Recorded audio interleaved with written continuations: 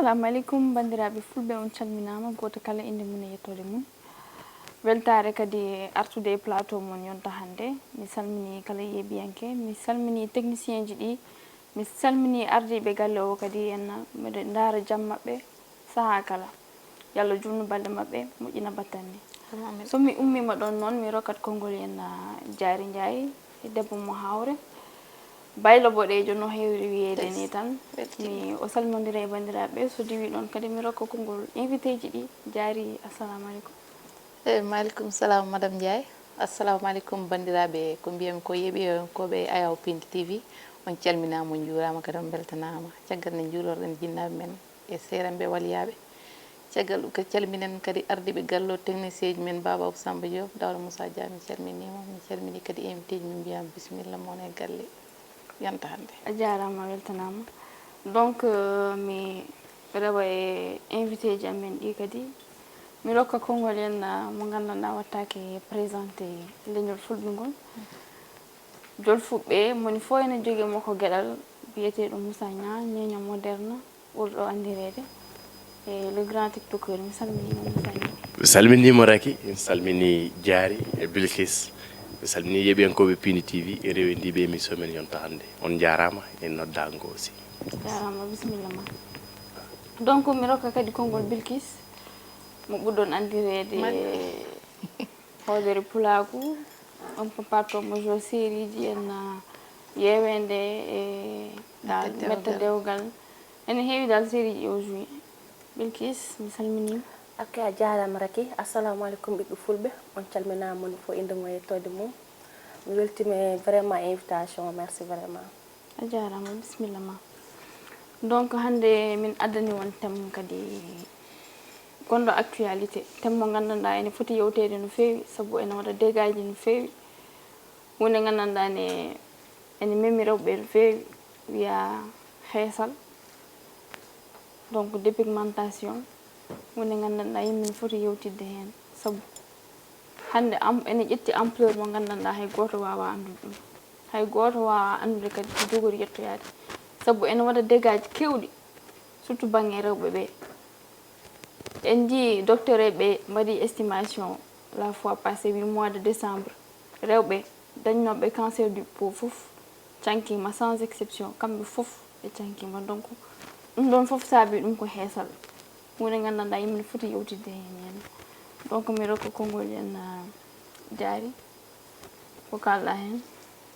ande addi hande mo affaire heesal gaɗɗa heesal te noir uji ɗi nanɗo jooɗi en paadi en ciiñiiji hankkadi ɗo gonɗoɓe keppa jabade mais Raky heesal banggue goto min mbiyami yimɓe naatiri hen ko ɗum ɗo naatiri hen ko affaire wayno comme no genre influence ni saabu hande mi yi Raky wojji mi namdo Raky ko foppi est ce que fray fopporo ko ene jigimi jiya rewɓe an aɗane e barme surtout woni won bandiraɓam wonɓe Fuuta ɓe ka defowo aɗa defa aɗa foppo heesal aɗa waɗa timmo yiiɗa foof mbaɗa ɗum ménagé gayna tukkuɗa e barme kiɗon nguleeki defar ɓandu ma hay sa foppima heme wara ko noon tan mbara ene waɗi kañumen mbaɗat heesal mumen min jimi heesal normal te caɓaaro ɓuuri wawde wadde heesal arandi ɗum caɓaaro ɓuuri wawde wadde heesal kono a yi seɓata yiyere jiyam homo yaha ñalawma ko jamma donc heesal ene waɗi ko lawol mum dal ne waɗi lawol mum wona mi fini tan mi naari hen il faut jogonɗa ɗum kadi dalil kadi heesal ko suudu luwas de arani ɗum sa yoɓani tan a yaltinere feeñade ma bon Moussa Niang en tant que gorko hande ayi ampleur mo heesal o watta oɗo saaha ampleur mo daño pinɗo fo en waɗa produit mum an ko Diary wi ko jiiya sehil ma walla goɗɗo ne galle he waɗi heesal yoɗi ten tan mbiya an kaari holmo yeyma jaaha codoya donc an holno jiiruɗa on ampleur hande en e par rapport en influence mo sukaɓe rewɓe dañi e heesal eyyi ko wasde finande aduna tan kadi moni fo Allah rokki ɗum ko rokkanno ɗum mi winani sa wojjan tan ka ɓaleejo te hay goto Allah ɗawani mbaadi debbo mo yoɗani ala ko momi waɗi heesal nden gorko yiɗami ko momi waɗa heesal nden mbadam yalta ko wasde jogade haqqille tan walla wasde miijade au profond par ce que ko hokkuma ko fof ko lernuma ko fof ma heftane ko ɓuri ɗum ɗon hande hewɓe joni sen jaltama mbaɗa muudo e hamdar puudar nden mbawa yaltude ene kersa walla koyɗe mumen ɗe boni jeesi mumen boni aɗa hersa ni nadde nder suwabma ɓi ɓinkot ma kon ni ya hawon sagaraɓe ene kersani wadde présenté o woni nena sabamde ko waɗi heesal e ko way noon sumi boni c'est vrai les facteurs nan ɗon foppade nde hay goto wiya foppata anat foppo on aɗani ko popporɗa est ce que taguima bonnude tema bonnani tema one foppo tagui bonnude tema ko one foppo tagani bonnude tema ko wode kala ko jiiɗe aduna ene waɗi dose baɗaɗo recommandé kala ko jiiɗe aduna ko équilibre a yitere ene funta quoi eyi sa yi ɗum aspect philosophique par ce que yitere ndaara hunde famɗino ɗum yitere ndaara hunde mawni ɗum tawde mawnani par exemple sa wiyama la lewru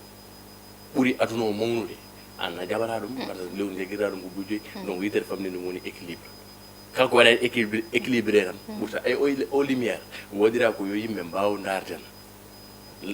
peewene jeesa mabɓe kono so lumiére o ɓurti tan yeɓo men ɓe mbawi yiiden enenne koye men kadi en mbawa yiide wadde ko ɗum woni dosage mo ganduɗa ɓe mbaɗani ɗum respecté bonni guri mabɓe bonni fof mabɓe kadi ɓaleeje no wone hare nde ganduɗa hare nde fuɗɗa e hande hare nde woni holɗum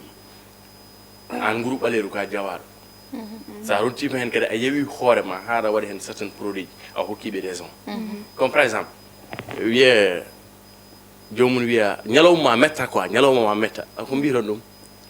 mi dewi ɓalawol hande de mi dewi ɓalawol journée noire wadde déjà présent ko ɓowli tan hokkama famɗinama mi dewi hande de mi dewi ɓalawol wiya orta ko mi aɗa ɓawlinami annana kala wadde joni wattaman kadi ne quelque chose de ganduɗa de jaafa noon malédiction quoi en fait ɓalawol wattama malédiction joni tuboɓe maɓe jabni ɓe mbiya par exemple kamɓe koye maɓɓe ɓe jiiɗa wonde ɓaleɓe te ganduɗa an groupe ɓalewo an Diary Ndiaye aɗa wawi yaade ha keeɓa 50 ans taw kala darɗo mene hokkuma 20 ans 25 ans tubab koɓe gardara Afrique wadde bronché yewde nangue te kala e mabɓe keɓɗo 30 ans cikra heeɓi ko duuɓi temeɗe jeeɗiɗi aɓe jeynayi wuure et puis dermo wonmo jiida mélanine gonɗo e sang noir o wonimo ala hay nokku raison pour laquelle jomum fof ne foti wadde fier waɗa garde on tema jogui ko ɓuuri hen hulɓinen ni wona rewɓe ala probléme min je tolère worɓe quoi waɗoɓe heesal worɓe waɗoɓe heesal ɓe nga ɓuuri wadde garaw carrément min somi leerani naggam sagam des fois mbiyano an vidéo ji mbattaɗi leerani min ko min woni wona vidéo ji mun leerani ko min woni mo leerani par ce que min mbaɗa sooda kiram dabbunde mi sooda ha dabbunde arta taw mon ɗon mi foppora on par ce que mi ala on jot mi ala on temps debbo noon esthétique beauté ma ene jeeya hen fewnude nguru ma c'est vrai mais andu no pewnirɗa nguru wasa wonde yaware ma wasa wonde kuroye ma wasa bonnandema o haali cancer mbasa laaɓede mo jiiɗa ko mbiyaɗa foppo ko jiiɗa so yi joni jomum ne wojji tan mbiya mine mbiɗa foppo ko moɗon merci beaucoup cancer ala base to ala dañƴo ko ravage uji hande waɗa wima ko rafanoɓe cancer ɓe foof wama fiɗanno foof bon Bilkis an mi namdoma saabu hande a yiyat suka debbo jogo teint noir joɗɗo machallah fina han naate heesal a famata a faminta beele ɗum kadi wona complexe Raki, je me suis dit que ta peau noire, il faut être fier dans le peau et pas dans le cœur. Tu sais bel et bien que, par exemple, tu es une femme noire, tu as une très belle teint. Njaha hande pina, mbiar faut plus heesal. Arno ne heewi mbiyam ko kiram quoi. C'est ça. Neɗɗo il faut que mbasa wadde complexé. La simplicité c'est tout quand même. Il faut valoriser le teint noir. Parce que les postulations disaient que, par exemple, o yimɓe saka payam makko ma femme nue femme noire. Senghor ɗon jattor Senghor ɗon wonko jetta rewɓe femme nue femme noire Senghor holko ande rewɓe ɓaleɓe sana haala Femme noire vêtue de ta couleur. De ta couleur qui est de ta forme qui est beauté. Eh. Moi, j'ai grandi à ton ombre. La douceur de tes mains, bande de mes yeux. Et voilà, Jokit. Non, écoute-moi bien. Il faut que tu terminer calme. Non, on Senghor, on a valoriser la race. Si. On est Senghor Ressarion, Senghor Non, non, écoute-moi bien. C'est pas que son. Et il y a tam-tam, C'est pas tam-tam. tam-tam sculpté, tam-tam tam. Covid. Écoute-moi bien. Ah. Ne c'est pas ça. Non, comme une nandi d'abord. Tam-tam, fruits mûrs à la chair. Femme, Covid. monsieur. Senghor, halar don. Halar mon, halar de chair, ko halar don. Tam-tam sculpté, tam-tam tandi au doigt des vainqueurs. On a connu, oui. Point money, mais voilà, de maîtriser une feuille. O haali haala ganduɗa ko fruit mûr o haala ɗon ko mbomri debbo ɓaleejo o haala ɗon ko forme mum ha ansuji mum eko way noon beele Senghor resino ɓaleejo Senghor resno ko debbo Écoute-moi bien, Senghor, même si on a Balejo, on dit défendre la femme noire en tant que femme africaine. Tu m'entends bien? Oui, yimi waɗani défendre. Écoute-moi bien, si il a défendu. Senghor nous a représentés en Europe. Quand? Écoute-moi bien, il pas un temps, kala ɗo wolof ƴeewa à Fanny. awde nappuma Non, on a dit c'est que lui, watchta kami haal ko jimmi ko haaldi. o apprendre an e awde Non, mais ruki yo alpulaar. Mi haali pulaar? ko fura ko halpulare ɓe jeeɓata noon halpular Ha pulaar yimɓe ɓe ganda Senghor Ha pulaar njeɓat c'est vrai. Nous sommes en effet que ha pulaar mais ko comme gettu exemple e Senghor donc français o haali ko ɗum gomi haali pour moi itu exemple yimɓe ɓe mais celui-là il préfère hadime o wima kanko haalnima de o waɗima averti wima kala o waɗen hen ceenal an ceenal ngal wawa waɗen béton non wattam ceenal par ce que min woni o défendre les femmes noires wala défendre wonirano pour demo kanko ceenal non non non en tout cas c'est ça donc min jaggirmi neɗɗo tema ko Allah hokkuma ko heddo heen andi enen enen goni aduna ɓe mbiyata neɗɗo an Allah suwa hay luttidema debta hoore ma d'abord imagine toi heesal tu prends ça mbaɗa ɗum e ɓanndu ma pour moi ça change de couleur ɗon tan effet naati ana anda ko janngo sa mayi ko tawita laakar tout ça tout ça ɗum fon fode journée dans sa tête hay ɓaleejo janngo laahara non c'est voilà mais hayso kono Allah kam witama kam ma a bonni ɓanndu ma mais hayso mayi janngo hayso goɗɗum nani kam safa kam ko wona couleur ɓannam ndu ko kalɗa kadi waɗa ɓe roccitoni men ha wajja c'est du n'importe quoi. Mais quel est le projet? Je ne sais pas. mais mi haalama hannde rewɓe mbaɗi heesal ko worɓe tagi wadde sabu ɓe mbaɗi société ji maɓɓe jahata tant que ɓe mbiyata wojjani kamɓe ƴeftata ɗum waɗi rewɓe min ñande mi yi artiste goto ñandene ko ɓaleejo joni watti wadde heesal debbo te ko pourtant teint noir joɗɗo e teint noir joɗɗo amin somi neɗɗo jigui teint noir comme Belkis teint noir mo ne welimi sabu min mbiyam teint noir Allah ne foftimma non neɗɗo il faut être fier de soi même on a question ɗum noon ni alan le probléme ane matan no ganda heesal ne yooɗi pourquoi mais an worɓe hono maɓe tawa rewɓe non wona rewɓe heesal ne yooɗi debbo ne yooɗi heesal c'est à ko dire gorko ɗum yooɗani gorko non gorko kay sa yi gorko ne fi ganguji rek adu ko heesal gat en calmodirta sa yi gorko baɗɗo en waɗi ganguji ni tan ɓe jiiɗa ko jungo ne waɗi ganguji andu ko baɗo heesal sabu jungo ne waɗi heddiri heesal ne yooɗi so waɗi maase so waɗi maase kala ko ɓeyda e pour ma wona naturel c'est pas joli non onon non zawruji mon ɗi an joni ka baɗo maquillage non man an joni a waɗi maquillage non mais c'est discret kasi écoute-moi bien ɓeydu sa haali haali ɓeydugol tan a bonni écoute-moi bien maquillage noir mbami ha joni waɗa maquillage boɗeji ɗi te aussi maquillage noir o sa wona maquillage peintural tan ganduɗa hoorema ɗe jolto fiyo ko mbaɗa maquillage non téléphone waɗi maquillage ko seeɗa jettumi mbammi simple parce que la simplicité c'est de l'art c'est ça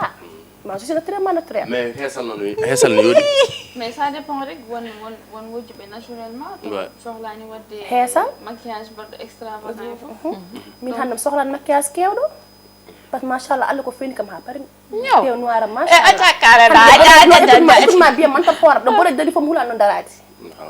anen to darɗa fof boɗeji hulan ɗon darade c'est ça je suis très fier de moi a waɗi fier hoorema o wasde wonde complexé quoi c'est ça ala neɗɗo kala ka famnoray ala andi noɓe mbiyata ɗum ni quoi holno mbiyata ɗum de kala ko be jiri kongol mais kalka farnoray tan ka yodan hen ko en fait c'est ça manda sa famille nado kalko gonda jogo fierté par exemple am hukma exemple concret min on a question de gomi lenyam wala dum non mais pourquoi je me suis dit ñeñu moderne jaman fo e ko yadar il y a des pratiques di ngam am yadan hen c'est traditionnel il y a des pratiques traditionnelles di ngam di jaadumi mi tudumi wadudumi jamanu hando mi wawa yadde jamanu hando te pourtant wadir dum wona pour wadde wiide ada bero mais neddo fo kadi ko to ganda wadam don fi exactement donc ko odon complexe d'infériorité ça bi woni hen balwol mumen no biron ni jomum balwol jongol jogino walla bodol jongol jogino complexe jogo complexe ha nganda jaran dum sodde woni tibuji walla woni crémaji foppo be kayde bonni ayat jamma feccet jamma taw neddo wadi noir fumé ko tagi dum taw dum añan yaltude les gens là quand même cikkata par exemple xéssal tan chéri maranda minen te noiruji non wadi minen crème popoto bur cherti sabu en wadi sabu sa e tema ha be do yodda ha luxe ha min il faut ñu jagada des bons produits yani pas ma produit aji même chose e xéssal non produit il faut chimique en parlant de dum ni joni xéssalo haɗani tan e papade crème modde tubuji par ce que ne jogui piqûre oui wadi ko fodde ene jogui yen collagène uji ɗi ganduɗa yimɓe ñerla ɗum noon fof jeeya koye heesalaji des fois ko comprimé ji ganduɗa sa yari ɗum ɓannuma tan wat tal ene yoɗi kadi hitande ha hitande ñertal on non ɓuuri wadde budget noon e waɗi kadi piqûre ko par une semaine fono gandiɗo ɗum ala joni no gandiɗo komin rewɓe hayso min kala moyen men sa waɗanma andu pinɗo kala ene pinɗo kala surtout sa naate hande Instagram TikTok presque ko produit ji xeesami tan ayi haɓe ne dugde hen TikTok de balle yifande mam ya sabo yaɓe minen te noiruji nous sommes des malédictions non mam ja dal min mbiyam o mbaɗamo comprendre sabu on ko yeede on ko yeede non fatmi haalama encourager mam ja sabo non mi waɗanimo encourager sabu arande o jogahi gurdamam o jogahi ñamda mais mon fof to mbawɗa dañde ko ɗon mbawta muwninde hoto bonni kadi ko heddiɓe ala jimmi wiide on koye wadde communication marchandise mo inde makko c'est pas la peine kada haala par ce que hande a wonɗa hoy waɗamo taxé directement mo wawi finde o addanma kadi haalulaji goɗɗi ɗon yo haal par ce que mbaɗen te noir on haali ɗum min gonirɗo non jimmi wiide alandi onon ko Allah hokki on ko weeɓani hokke banggue goɗɗo onon rewɓe quoi kala e mon jawaɗo tan ko kañum yewi hoore mum c'est ça sakki o no yiruma fof ɗaccirma noon alandi te noir o nenen noir représentation ko qualification an aɗani ka boɗejo o nen ko boɗejo min komi hollum marron min mi anda komi marron manda ko ɓalejo mais min je suis tellement noir tellement noir quoi en fait aspect goto kalantmami nde gonnomi cuhlel nde somi wiyam ɓalejo mi woyat jabara je sais pas pourquoi tu vois un peu somi wiyam ka ɓalejo sika an dal ko kayri ɓurma wojude nangam sangam et tout donc bon il y a quelque chose neɗɗo no mbaɗa fof no mbawirɗa fof yaaru noon e aduna o hande hay gorɗeɗa so tawi tan o ardi an kedɗa en o heeɗen min mi wiya komi 4e 5e position alors enen fof mbaɗa en rang mon fof ko ari tan wadde représenté hoore mum wadde marqué ses empreintes wadde holno mbaɗirta heesal ha guruma bona a heɓra respect de deux il y a certains lieux en attente certains lieux hande saɗa waɗi dépigmentation ha ɓandu man a wayi en attente et aussi e waɗi piqueuji natta e munen sa ndeysan hon e gueɗe ana hokkata hen ceer c'est ça fodde nde joyiɗa hokkata an kanen a waɗi indice a waɗi indice mbiyami de Moussa par exemple si tu as changé ta couleur de ta peau an neɗɗo fana jogade ma hoolare parce que confiance ɗam ko ɗon haaɗi mais des fois kadi Bilguis ko jumre tan c'est ça jomum change temum mais taw elle est toujours avec les valeurs quoi de heesal debbo min mboɗo wawi wadde toléré le but c'était que wonde esthétique wonde très belle augmenter sa beauté j'accepte quoi en fait waɗi raté j'accepte wonon raté mo waɗi noon yo won c'est à dire yimɓe woro en jomum naata hen taw ko woni mo yondinahi yimɓe woro manmo égaré quoi walla mbaɗamo banggue quoi c'est juste c'est une erreur rectifiée hande ɗum ɗo lonne nde mbiyataɗe beele yiwata ala des remèdes jomum wawi wadde ha yiwa en waɗi ko iwata eyyi joni d' accord ɗum noon fof e waade noon yo wonan leçon heddiɓe mari wattama prévenir aɗana fuɗɗo wadde serna wata prévenir ene waɗa prévenir joni so jomum waɗi prévenir an vraiment waɗa ralentir ganda ça prévient d'accord aɗani ɗum ɗo to fayno moƴƴani ko mbimam ɗo joñon ko ɗum ɗon aran ko addata ɗum woni ko mbimam mi yii jaarini foppi wojji weeli kam mi namdi mo jaari hoɗum fopporo joni mi haalama ko popporon ko walla mbiɗa wawi haalandema goɗɗum taw wona ɗum popporom an jaha coodi a taw ɓanduma kañum waɗi phrase kañum e nguru ngu woni hoyi e sa waɗi ɗum tan addatma ko rouge ha ɓoye jiiya aɗa waɗa godoron mo mbiyata cere o ko ɓawli o ɗum ɗo noon pour jiiya iwo toon Moussa ferata yaltinat haalis de mbar janga woni élève billahi wallahi sami teftinoma mo jaaɗannomi ɓe toon kam bonniteyam ɓe mbiyatnaa wo an ɓuuli ha gaɗa baɗe an fop butel nden wondaka dawmi hewno keram dawmi keram ma wojji minen jamais dans la vie dete gani mon cukalel mbo jogi fierté e hooram c'est vrai nak nenam jibinno fo min goto aɗa ɓawol groupe par ce que gattum ko ɓaɗel babam te neɗɗo kadi saɗa mala min jimi pullo presse ɗo presse wiirede presse ko kaw jimi hon ɓowol ama anda presse mawla joyi kam presse ɓe mbimala wona presse fo jimɗe hoɗe raneɓe ɗum ɗa e weni mbiyeɗen tout kalas min babam ko boɗejo mes grand frère ene waɗi wojjuɓe mais min suis noir c'est ça nenam ko boɗejo babam ko ɓalejo donc ɗum ɗon te kam pullo aɗa wawi artude mamma joni ko mi woni pullo a wonti baylo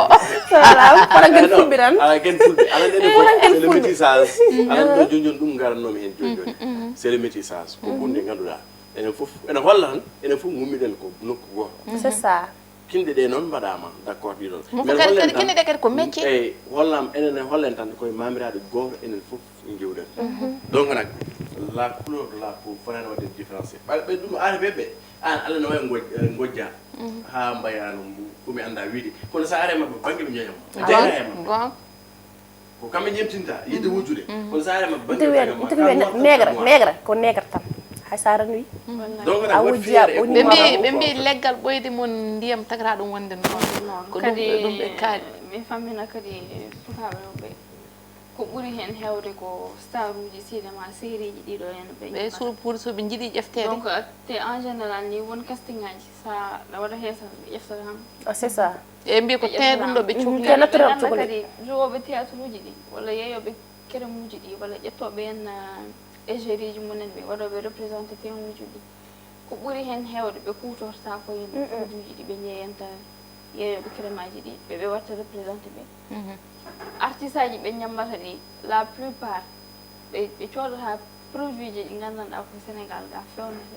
ko ɓuri hen hewde ko europe ɓe ƴeewoyto produit ji maɓɓe produit ji moƴƴi hayko yogoye hen ne mbaɗa heesa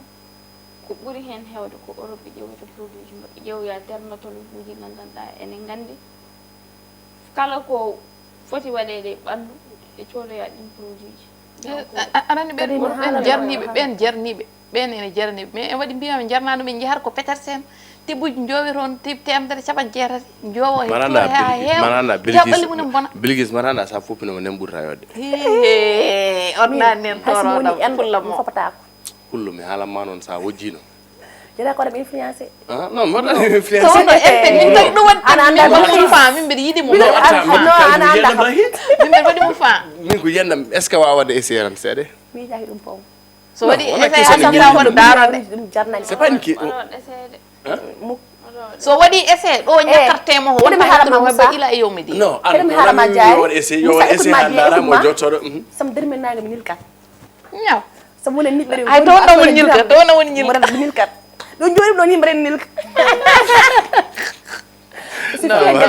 machallah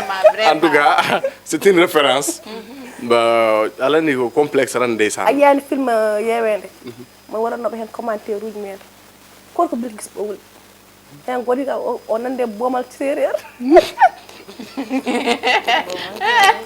arani ko mbiyam ɗo min mbimami presque ñakkude o rene min so mbiyam an mali ko wiya pourtant mali ko pullo ko fe wat mali hewna pullo mali wona séréer mimo woni université mbar jangga état étudiante fulɓe ne jooɗi ñohami cikkonoma séréer kadi mom ha pari mom pari ɓe ƴeewi kam mbimi pourtant kam pullo comme no monde ndeysan ndeysan sabu min ko weɓani kamɓe joni min joni Moussaña hen sahaji min mbeɗa hen sahaji ɓerdam ɗe yiyata ha metta kadi wiya grawol mi waɗa ɗum géré aran wattaki ɗum kamɓe ɓe cikkata sa wojji tan soit sa wona pullo ka caɓa comme hande min komo wona comme baylo ko ɗum tawmi jinnaɓe min goni ko meccal ngal ɗon tawmi ɓe wona kono somi hande ko baylo ɗum waɗi jeeɓe ha mbaɗitum hooram baylo boɗejo e mbiyata baylo boɗejo ala ina woodi sabu tellement kam min mbaɗi considéré baylo tan da fot ko ɓowlude e fot ko ɓowlude te ko mbiɗa ɗo enen foof gummiɗen ko mamiɗaɗo goto woni mamin enen foof e kamɓe noon ɓe jejjiri ɗum an est ce que hen bonɓe neɗi ɓe mbiya an est ce que wona kala haallaji mbaɗɗi virguere da saji ha ɓernam de ummoto kadi mi min ɗaɗa ummotama hen min sa yinni kam ko Allah tagui kam tagani hooram sa haali ko welma haal je m'en fous ko Allah mboɗɗa wona ni Allah wayninoma de tagarma ne mbiya yo waɗ ɓaleji nden hol jeddodironoɗe am ndeysan koye groupe men taw no meeɗa yiide mi joni o yii kam o arte groupe o wi ndekete de jaari njaay mi cikkanum ko effet ji rek mais ko wi ko baylo boɗejo ko baylo boɗejo o wi an baylo ma boɗejo il faut yimɓe ƴewto ɗum mbimi ƴewten hollum o haali konngol no haalir minen noon jabtirmo o wone dubde haalama gueɗel goel aspect goto tan ko historique quoi baylo boɗejo mo wima o anda tan wayluɓe quoi wayluɓe waɗi deux façons wayluɓe mboɗeeri e wayluɓe cayankoɓe gon sisiɓe gummi koye teguede Samsidine yo sisiɓe joni ɓe mbiya ɗumen ko safalɓe eyyi min mamam koye mabɓe ummi kude babali Bohar Malick ko noon ko boɗe coye donc nak ko wasde andu tan historique sa andi historique rek lawɓe lanna ene waɗi ɓaleɓe kurum no wimani joni fresɓe koye ɓaleɓe aspect mumen sa heewi mabɓe baba Adama ko ɓaleji kurum ana baɓe hewɓe gaari taw ko ɓaleɓe kurum taw ko ni mbayi tu vois eyyi lawankoɓe fulɓe lawankoɓe donc nak ene waɗi mabɓe ɓaleji kurum Cheikh Souleymane Balen ɓaleɓe kurum gonno taw ko toroɓe donc nak ko yidde wiide tan ɓalowol boɗowol fawa he leñol fawa he yimɓe eyyi ko yidde neɗɗo to wini kam noon salla jawi ko yidde wi tan gueɗel gonguel mbaɗe onon tinnoto quoi kadi onon foof mi weltanimon e gueɗel gotel gore mon fof ne waɗi maintenir e ko jogui ko vous êtes des artistes c'est ça oui kadi artiste téléfilm no rahi wima joni holno mbara hayso tawi ko profil waɗa waɗa ɗum représenté ka casting o baɗɗo adéquat e série namdaɗo a ƴettata waɗede zappé sabamde couleur mo no mbaɗa ni quoi en fait no mbaɗa foof kala ko neɗɗo jogui yo nawa ɗum jeere famde o foof ma heɓ kada duggorno arate galle ma te aɗa yooɗi hen être fier dans sa peau kadi mi weltinima onon ade makko quoi par ce que addudemo ɗo joƴƴindemo gardunomi ko heɗƴinde mi ƴeewa won degré de mentalité mais elle est tellement bien dans sa peau quoi en fait mo jogui fierté e ko jogui o wadde ko weltanade Allah weltanademo e wiidema aussi onon fof ɓaleɓe mbatte haqqille Bilguise franchement c'est ma première fois de la voir wona ɓalwol naturel de non c'est ma première fois de la voir mais fobira ɗum fat seeɗa seeɗa on fobira donc kanko fobere waɗata ara min mbaɗata grand minage kanko waɗa fobere c'est ma première fois de la voir weltanade mo e couleur po kadi wi kamɓe kadi les noirs yo mbaɗ copier te kanko kadi mi haalanma ko ɗum ɗo kadi kanko ndeysan ko wannoɗo ko bannoɗo kadi rêve beaucoup de ma plateau sabu hani ɗum yejjiri ƴew ko Allah waɗata ko rek e kanko ari o wi kam jaari mi yiɗi ma statut bi jaari jam biyen nak joddade o ɗi waddema ko échange bio te mine mbiyami pourtant mo mbaddata ɗo plateau jiɗɗo ko kewɗo haala ko tan ha domu jam bien ko heewi haal so ari mo dal ala probléme on saña o fimo 1-0 de ko noon hande ɗum wonno émission donc mi roka jaari konngol wima ko no jiiruɗa émission kadi konngol ma Cheikh Seydou émission o noon hannde machallah sabu ko teint noir e clair kallen ɗo mbaɗo heesal e mbaɗo leeral e mbaɗo fobere grand menace hannde kam fof nani heen kono min kam dal mi wiyami ko neɗɗo o mbasa wadde compétence o ri neɗɗo o ko wojji rek anda ko wojjini mo anda taw kanko ko jibdiniraɗo heen sabu wawi jibdinide heen o fewno ɗum ɗo neɗɗo kam dal debbo ko mbawɗa woni teint noir woni teint clair o kanko to yiya fof omo yiɗi fewnirade sabu ne mbaɗi kañumen naturel munen sabu jiiɗa mbadde maquillage jiiɗa wadde fof mais to jiiɗa fof en pewnto en cooda produit ji moƴƴi en mbaɗa e ɓalli munen ɗum noon kadi ko toppirade hoore mum kadi mbaɗami conseil kadi heddiɓe wona produit mo jiiɗen fof poppo ɗon ko yiɗi wiide tan e fanno fof ene waɗi heereriɓe jogui gandal e oɗon fanno il y a des gynécologues il y a des sociologues ene waɗi kadi des dermatologues quoi en fait so tawi wonko payɗa e banduma on ko jidda beydude hen yawat consulter dermatologue o haalama ko beydara hen o haalama ko gusara hen o haalama kadi produit mo podda waden parce que pharmacie wona podere jeere ron crème je je pharmacie donc voilà jaha pharmacie coda crème baddo adéquat taw kam jango e jam ada jogi mo ngoyruda quoi wira ko ande wari kam conseiller odo produit alors ko dum do mais yaadan wadane nyamban fopo dum non donc no way wadane nyamban jibbane hewa ma yed afraaji kewdi donc mam ndjay sabon mbara ko baril mawde piedum anganda jango wima 3 jours ala ko wojintuma e 3 jours o dagahi donc il y a quelque chose donc ko yidde widan ay télé kewde téléji kewdi din produit watake publicité a leftien tan ko dido réseau ji bon voilà donc ko ton be mbadi base ko vite fait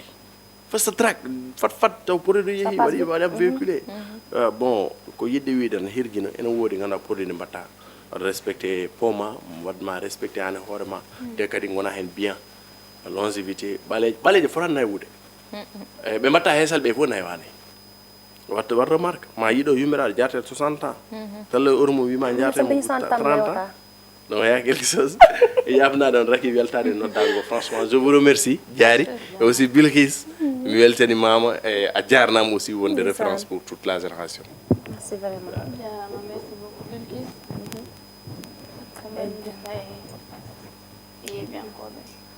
et min kam parce que donc les filles noires William Dubois disait je suis noire et je me glorifie de ce nom.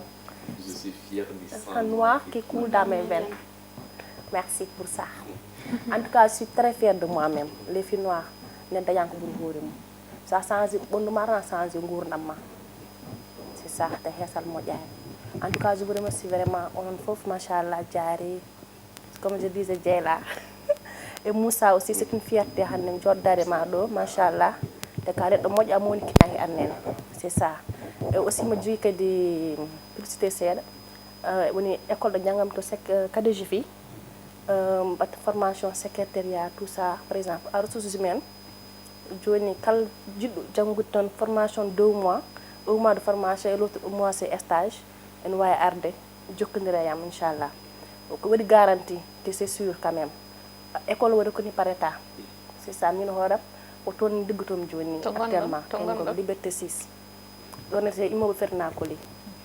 Ok, mes parents, parce que l'anniversaire le 20 août. Je fais des vidéos du monde. Inch'Allah. Et c'est pas avant l'anniversaire, on a un concert Safara le 6 le 18 août. Inch'Allah. On va Kewal, on soutenir frère même. Minnon, Dieyla, Ndiafron comme Baynodo. Je ñaagi onon gedel gorel mi meeda yelade mi meeda ñaagade. Mbar ñaagi on gedel gorel. Fulbe mbadi gedal mongal. Be mbadi hunde wonde fayda. Kadi ko hunde wawde nawden dow. Mbar ñaagi mbado non dum équipe yonta hande. Bloc goro ciodo dum hokkude suhabe wadobe siras yeyobe colli wadobe becce sabu Allah e won yitbe yaade taw ngala haydara e les caméraman won yitbe yaade taw ngala mbar jaagi on onon diaspora gore mon de yerlitto sodo bloc ko 100 000 francs CFA et c'est possible so ñaagi mon kadi mbodo andi odon bay dum wadande mi be gadda modon bay dum wadande bloc ñin mi connon kam wadum distribuer partout et inde mon pour wade soutenir communauté pulaar ha joni donki hebinde CICES pourquoi sal do famdude eden kewi do eden do boyi wonbe banlieue mi ya galio galel nokku kam fo mbodo andi mi wade distribuer les ndesan yimbe jidi arde kon ko pasuji be mbara ballen safara hebinde CICES